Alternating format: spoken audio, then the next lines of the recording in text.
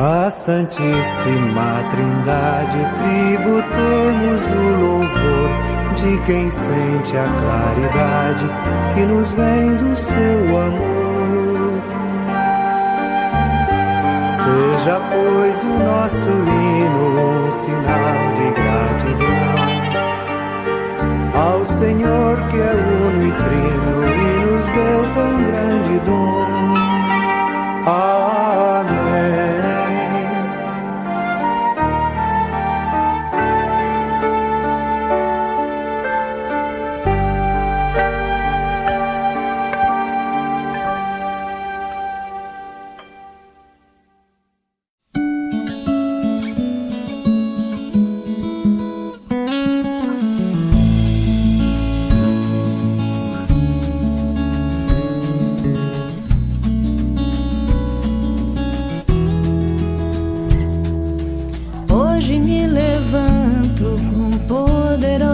Força e invoco a Santíssima Trindade, com trinitária fé, professando a unidade do Criador e da criatura. Cristo comigo, Cristo em minha frente, Cristo atrás de mim, Cristo em mim.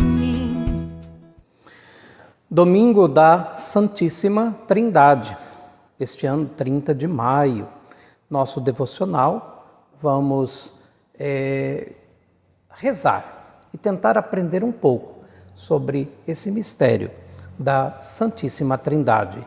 Saudemos então a Santíssima Trindade cantando. Em nome do Pai e do Filho e do Espírito Santo. Amém. Em nome do Pai e do Filho e do Espírito Santo. Amém.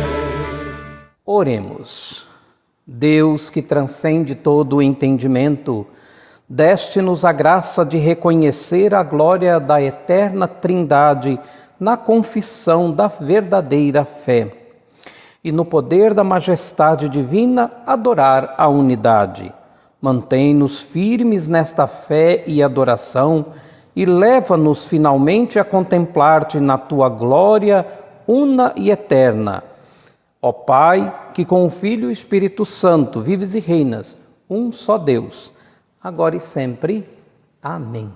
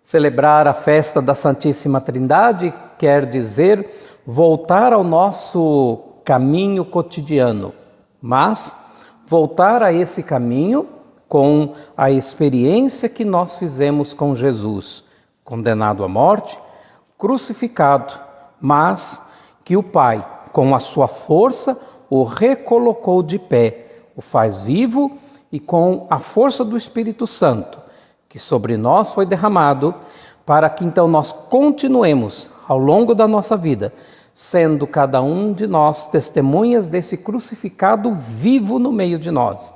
Porque ele mesmo disse: estarei convosco até o fim dos tempos.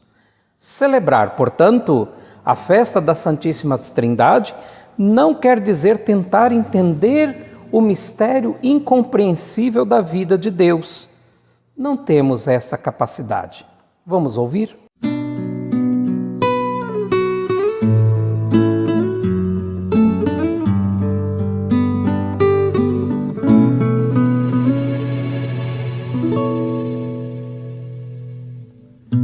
Caminhando na praia deserta, me vi a pensar no mistério da Trindade Santa.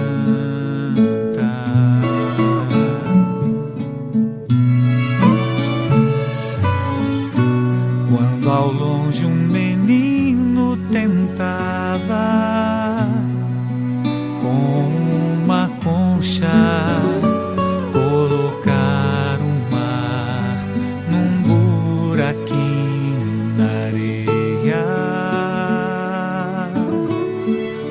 logo me aproximei dizendo a ele que era um trabalho em vão. Qual surpresa!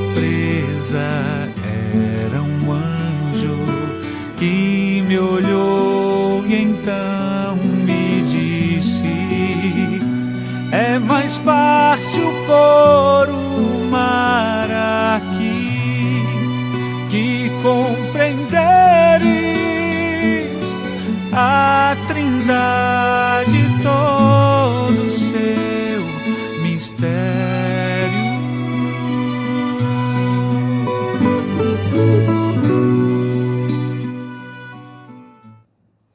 Celebrar a Santíssima Trindade significa, portanto, fazer a experiência do que faz o nosso Deus na nossa história, daquela tríplice maneira que nós conhecemos, que nos foi então revelada desde os dias de Moisés e nas palavras de Jesus. Quando Jesus disse: ide, batizai em nome do Pai, do Filho e do Espírito Santo. Quando alguém chega perto e diz assim: você é muito parecido com o seu pai ou com sua mãe, você é tão bom como teu pai, como tua mãe. Coisa boa isso, né? Agora é triste quando alguém chega e diz: você não é nem um pouquinho parecido com o seu pai ou com a sua mãe. Teu pai, tua mãe era tão bom, mas você, hein? A gente já ouviu. Muitas vezes, esse filho não parece nada com o pai e com a mãe, porque eu conheci, ela era tão boa, mas você, é uma casca. Portanto, meus irmãos, a solenidade da Santíssima Trindade é para nós tomarmos atento de que nós temos que ser parecidos com o Pai. Que as pessoas reconheçam em nós: como você parece com Deus, com Jesus. Agora, então, alguém pode dizer assim: como vou ser parecido com Deus? A Deus ninguém viu, isso é verdade. Como vou ser parecido com Ele, portanto? Nós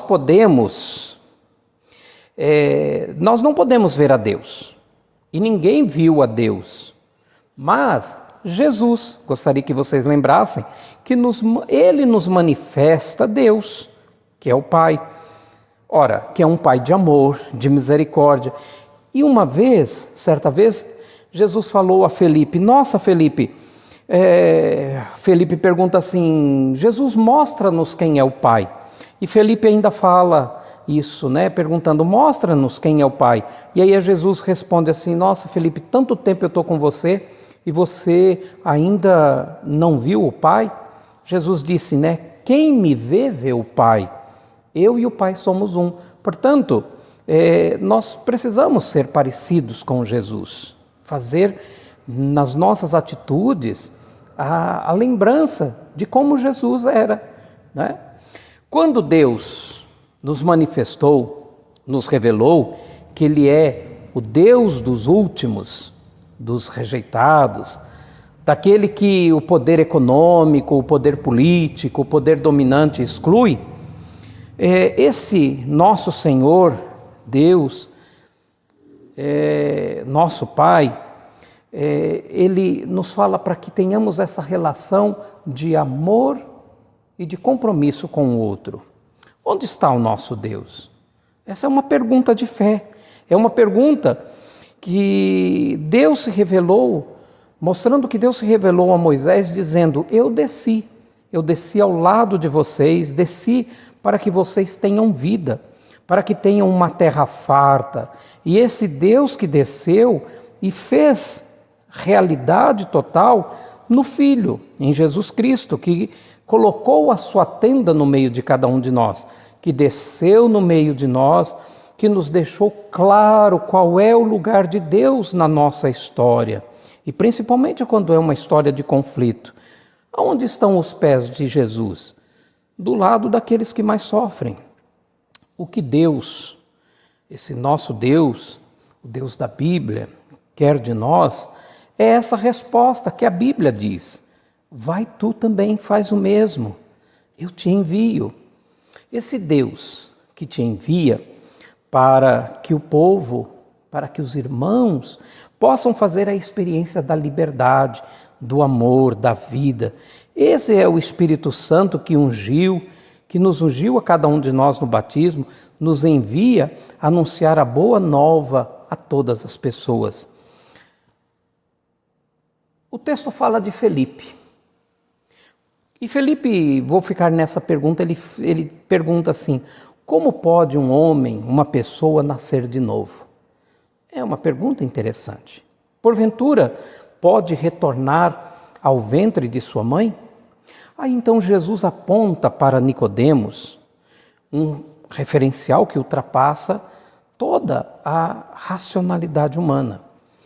Ora, Nicodemos, ele é mestre, ele domina o raciocínio, a lógica, mas Jesus mostra que Nicodemos ele precisa aproximar-se de sua intuição ou do seu senso religioso que lhe permitisse ouvir os ruídos. Sim, sabe o ruído? Pois o ruído assinala que o status quo, que as coisas como são, elas não têm uma total harmonia. O ruído é a dissonância que incomoda.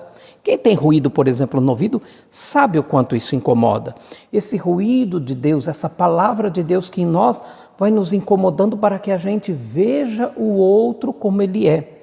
Nicodemos esperava, portanto, entender as palavras de Jesus pela lógica.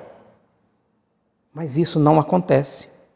Então, o que aconteceu? Nicodemos precisou aproximar-se do incômodo resultante da não realização de sua expectativa, para então perceber que está apontando demasiadamente na sua racionalidade.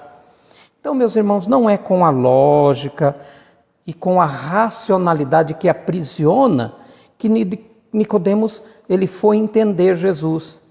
Nicodemos precisou, como nós precisamos, entregar-se a algo que ultrapassa. Por quê? Porque Deus é mistério, por isso o mistério da Trindade. Nicodemos não compreendia, portanto, a linguagem do alto, porque o seu espírito estava corrompido, digamos assim, pelas muitas letras, pela racionalidade das coisas, pela objetividade, pelo pragmatismo. Com estas palavras do Evangelho de hoje, Jesus está chamando a mudança de vida e de atitude de cada um de nós.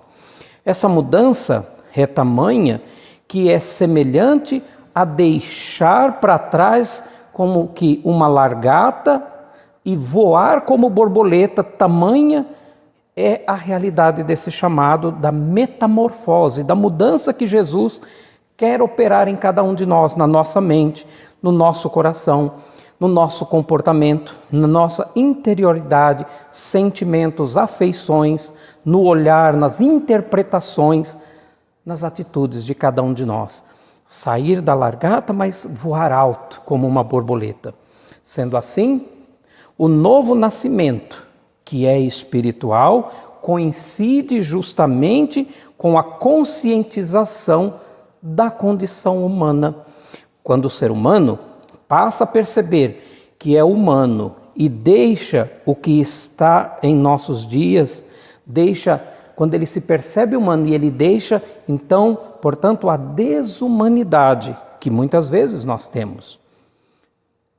Se alguém quiser saber o que é ser humano, no sentido de humanidade, homem e mulher, é olhar para Jesus. Olhe para o amor dele, olhe para a verdade dele, olhe para a compaixão dele, olhe para a justiça dele, olhe para o destemor, para a meiguice, para a humildade de Jesus. Olhe, portanto, para a intimidade dele com o Pai.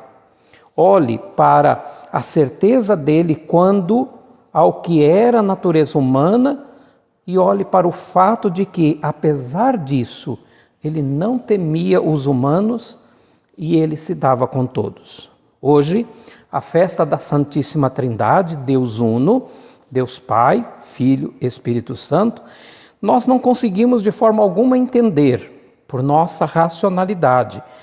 Tamanho mistério. É preciso que nos entreguemos, portanto, a esse algo que ultrapassa ao entendimento, à objetividade. No princípio está a comunhão dos três e não a solidão de um. O decisivo é viver o mistério da Trindade a partir da adoração e da partilha fraterna. Termino dizendo que grandes teólogos fizeram profundos estudos sobre a Trindade, tratando de pensar de forma conceitual o mistério de Deus, mas a Trindade nós precisamos saborear. Portanto, o subir até Deus passa pelo descer até as profundezas da humanidade. Então, como seres contemplativos na ação, movidos por esse olhar da Trindade, que é uma relação de amor, Pai, Filho e Espírito Santo, nos coloquemos com esse olhar sempre afetivo, marcado pela ternura. Tudo o que sabemos da Trindade e o que sabemos pode ser, às vezes, até um estorvo para viver a sua presença vivificadora em nós. Então, muitas vezes, as teorias podem até ser um estorvo para que a gente possa contemplar e, contemplando, ir para a ação de um Deus de relação. Calar sobre Deus é sempre mais exato do que falar. Dizem aí que se a tua palavra não é melhor que o silêncio, cala-te. Portanto, diante da Trindade é o louvor, é a contemplação. Ante a Trindade há que se sentir triplo amor.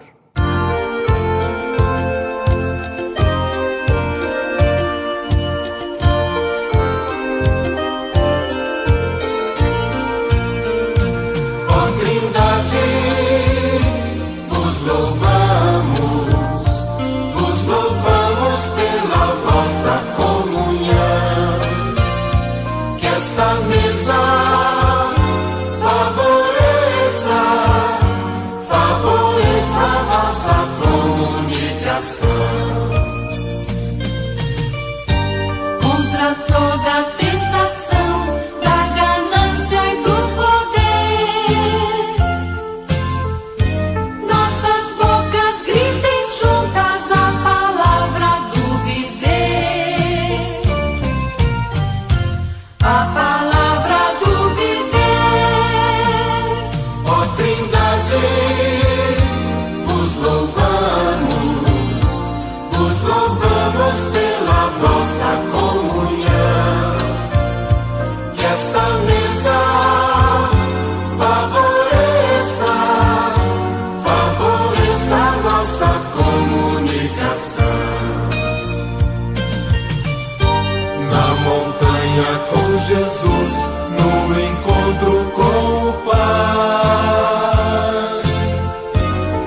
recebemos a mensagem e de ao mundo e o transformar. E de ao mundo e o transformar. Ó Trindade, vos louvamos pela vossa comunhão. Que esta mesa favoreça a nossa comunicação. Deus nos fala na história e nos chama à conversão. Vamos ser palavras vivas proclamando a salvação. Proclamando a salvação.